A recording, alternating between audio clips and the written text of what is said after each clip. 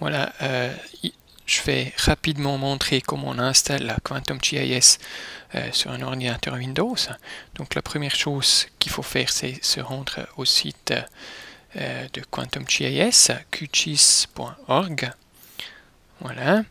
Il y a la possibilité de mettre le tout en français, hein, il n'y a pas de problème. Voilà. Si on va en bas, maintenant, ici, il y a la possibilité de télécharger, on va dessus. Et puis, c'est là qu'il peut avoir une petite confusion. En fait, il y a deux possibilités, ou quatre plutôt. C'est qu'on a, pour les nouveaux utilisateurs, un installateur indépendant de QGIS en 32 ou 64 bits. Et puis aussi pour les utilisateurs expérimentés, il y a un peu plus de choses dedans. Donc je conseille d'utiliser l'installateur indépendant. Et puis moi je vais utiliser la version 64 bits, mais si vous n'êtes pas sûr, si votre système Windows il est effectivement 64 bits, vous prenez la 32 bits, elle va dans tous les cas. Donc on va là-dessus. Et puis après ça commence à télécharger. Et puis une fois que ça a terminé, moi je l'ai fait avant, donc je peux annuler parce que c'est quand même assez long, c'est 185 mégas.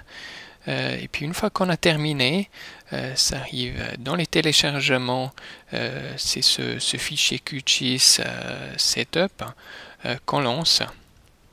Double-clic dessus, il y a une petite vérification de sécurité.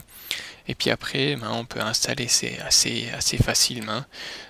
Et puis en principe, il n'y a pas de problème. Là, on peut encore ajouter des jeux de données, mais on n'a pas besoin, on a assez de données nous-mêmes. Et puis après, le tout y va. Ça prend un peu de temps, évidemment.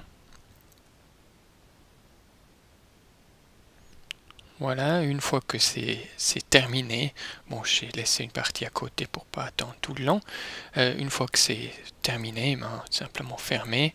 Et puis après, on a en principe le nouveau logiciel à disposition sous QGIS du four ici.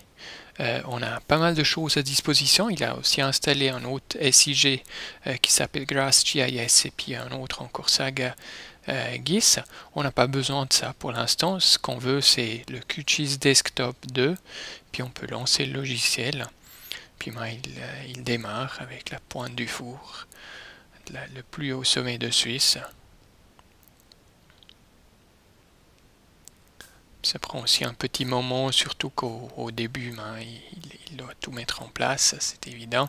Puis voilà, au début, il y a toujours des petites astuces, vous pouvez les laisser, ou bien une fois que vous en avez assez, voilà, plus besoin. Et puis voilà, l'interface QGIS qu'on va explorer un peu par la suite.